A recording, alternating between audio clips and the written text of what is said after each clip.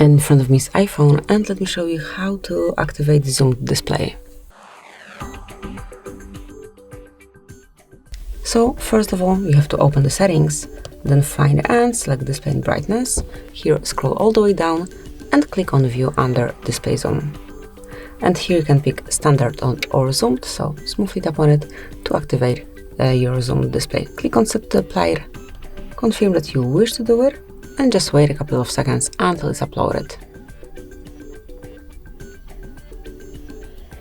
And that's it. As you can see, now everything is way bigger. You can smoothly see all icons, also all texts, and this is it. This is how you can smoothly and easily use zoomed display.